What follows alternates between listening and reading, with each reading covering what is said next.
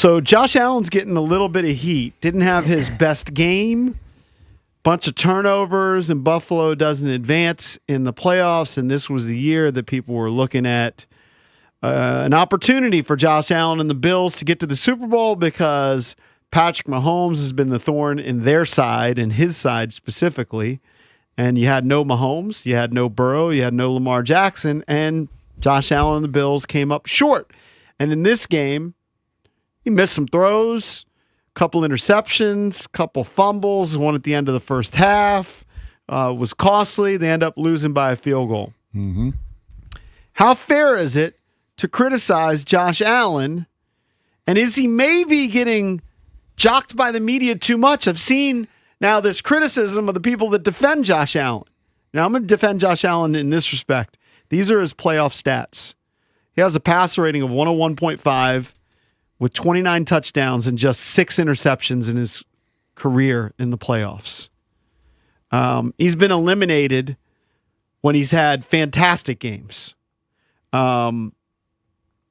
His numbers would tell you that he thrives in the playoffs, but yet they haven't advanced to the Super Bowl. What happened this year that he went from 14 sacks in 2024 to 40 this year? Well, from when I was watching, the offensive line just didn't give him much time, and he just took a lot of hits. He's still, against really good defenses. He still put up a career high, I believe, in completion percentage. Mm-hmm. His touchdown interception ratio was fine, wasn't anything spectacular, but 25-10.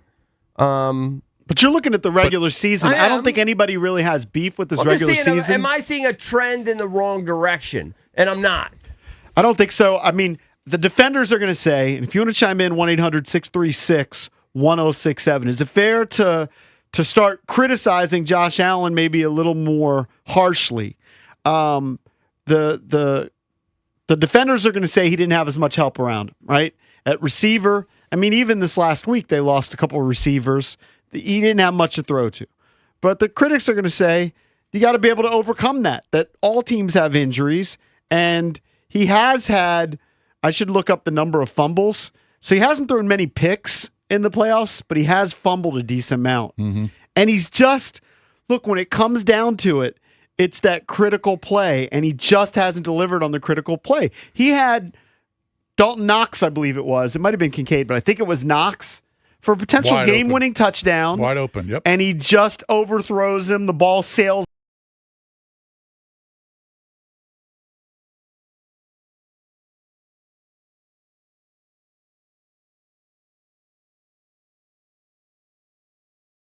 He's always one play short. That in some of these games, I'd have to go back against Kansas City. Like, if he could just make one more play, and he has a great game. Like, undeniably, if you look at those numbers and you go back at those games, he's carrying those teams. But it's just that one play short.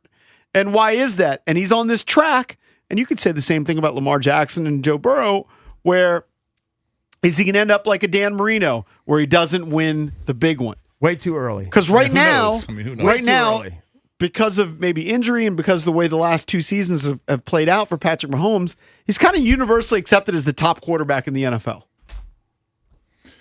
Yeah, and like the baton has been passed from Mahomes to Josh Allen. We were kind of giving, before the playoffs started, when we were looking at the bracket, I just thought it was going to be very difficult for Buffalo because they weren't going to play any home games. They've got such a huge home field advantage.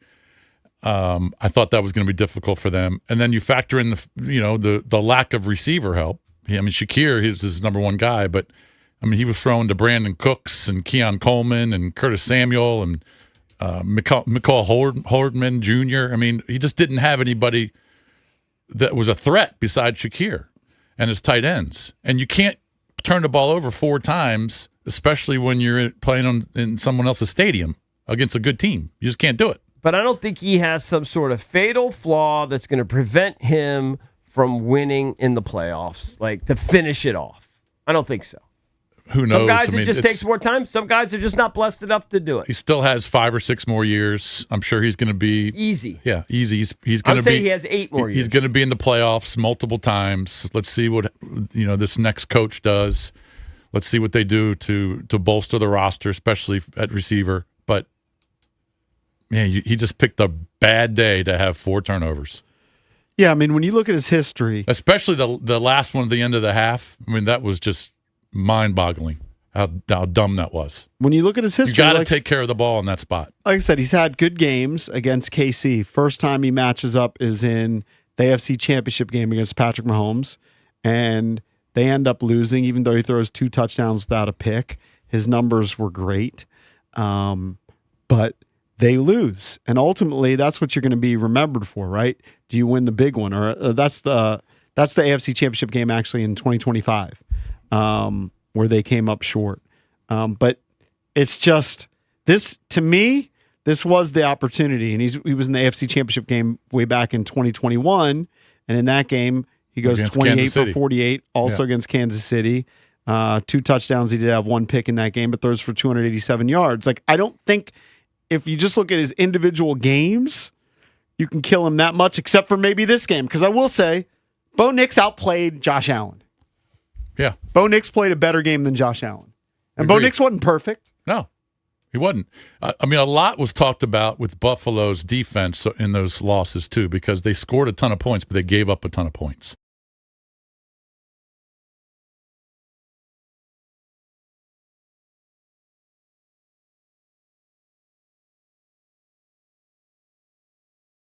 Allen was giving the ball to Denver in good spots, especially at the end of that first half where they got that field goal. They win by 3. So I'm not going to put it all on the defense. I'm going to put more of that on Josh Allen. But you can see why he's getting criticized. When you turn the ball over that many times and you lose by 3, he's going to get blamed. But I'm not going to say he can't win a Super Bowl. I mean, we have no idea. I am all in on him. Yeah. Potential. I mean, like there's no reason why he can't win a Super Bowl. No. I mean, as a favorite to win a Super Bowl over the next 8 years. Some guys don't win them. Some guys just win one, like Aaron Rodgers, and they're great. And you see what it does to him, how it affected him. Oh yeah, I mean, you don't see guys crying it's in rare. post-game press conferences. Pretty rare. Well, he felt he lost the game. I know. You see what it And does maybe to he him. did.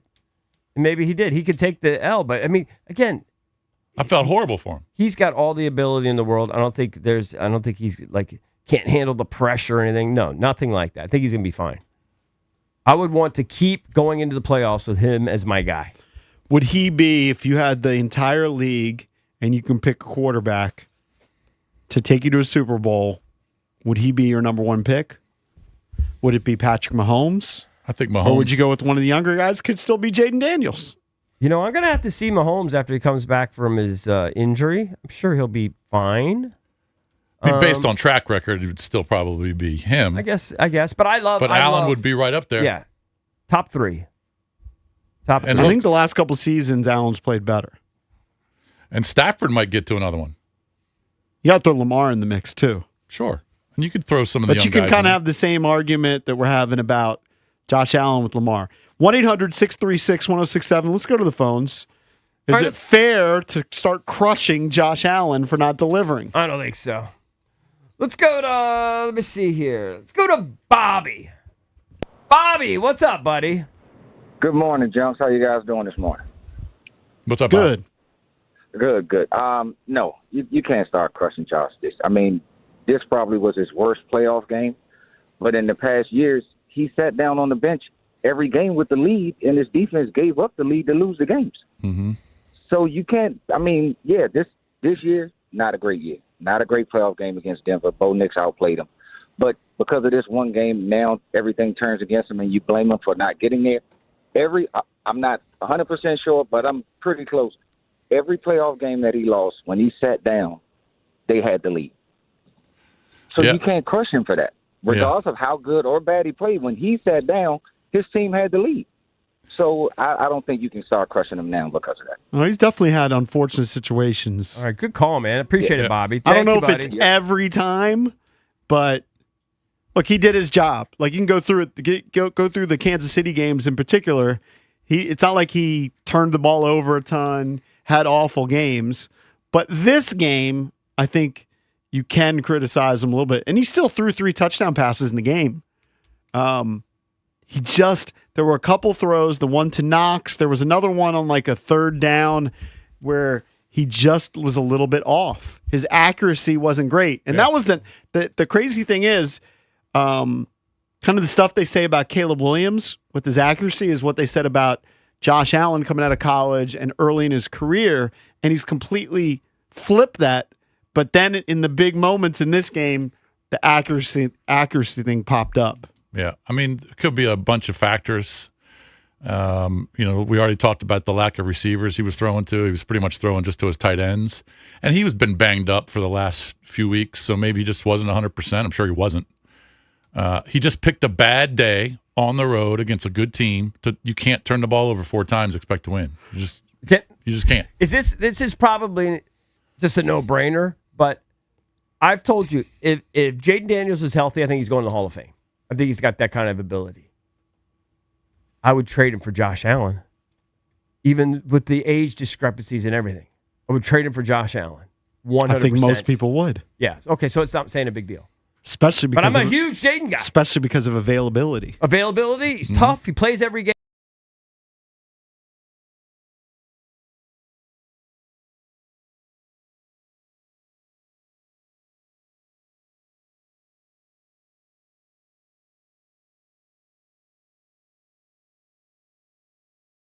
He's allowed to have bad games. Guys have bad games. He did. He had one. Let's go to Brian in Herndon. Brian, what's up, buddy? You're on with the Junkies. Hey guys, how you doing? Hey, good. Long-time listener. Thanks, man. And just wondering, my thoughts on the game in particular is, it was Josh's fault, but throughout the season, the issue was the coaching and the amount of pressure that was put on him by his coaches to do everything. And it's been a constant battle in Buffalo, getting stuff around him to help him succeed. And, he had Diggs for a while, but this year, like you guys have mentioned, the wide receivers were a problem. But overall, I think he wasn't having fun this year. I don't know if you watch any of the other Bills games. I know, obviously, it's the Commanders around here, but this year he hasn't been having fun. He just the stress and the pressure on his face every week, it just looks like he's not having a good time out there, which is not him. Right. So, You think it was just feeling the pressure is what it came down to? Well, I think, I think there was an ultimatum given from Pagula to McDermott saying you better win it this year based on the way, that statement from Pagula that came out yesterday about changing the structure of the organization. So I think that came out at some point during the year, and obviously that's just my opinion, but I think it caused some friction in the organization and put some pressure that probably didn't need to be there on the quarterback. This really was his opportunity, though. When you look at it, if you look at the last 5 years, he lost 4 times to Mahomes in the playoffs, once to Burrow. Yeah. It was an opportunity, and you do go on the road. It's tough because they're going to have to go on the road for 3 straight games to get to the Super Bowl. But you go on the road against Jacksonville. Jacksonville was a better team. That was a good win. Josh Allen delivers the win there, and then you have that opportunity. You're like I said, if it comes teams. down to one throw, just if he hits the Knox throw, they win it. Or if Cooks comes down with it, that's why like the referee, if Cooks comes down with it, doesn't get it stripped, doesn't get called an interception, you likely hit a game-winning field goal. Correct. So the narrative is different. But it's always that way with Josh Allen. It's always like one play off. I mean, you got overtime games against Kansas City, right? Mm-hmm. Where, back then, was it coin toss situation? They lost the coin toss that's 2022. Yeah, they lost the coin toss. And then Patrick Mahomes wins that in overtime. You lose another one on a field goal. Like it's just always like close. So he's got to do more. Well, I mean, got to do more. You're playing better teams. I mean, you're playing really good teams, and when you go on the road, it's just tougher. If they play that game in Buffalo, I think they win the game. All right, let's go to Reggie. It's hard to go on the road for 3 consecutive weeks. Hey, Reggie, and win. Hey, what's going on, fellas? Hey, what's up? I'm getting tired of us keep making all these excuses for these quarterbacks. Josh Allen went into these playoffs as the best quarterback in the AFC. We killing C.J. Stroud. We killed Dak Prescott. Caleb Williams, he's a kid, so you give him a break. Yep. I tell you who, when they had the ball, that when Caleb threw that interception, I tell you what, when Matthew Stafford got the ball, I knew they was going to win. No, man, this was his.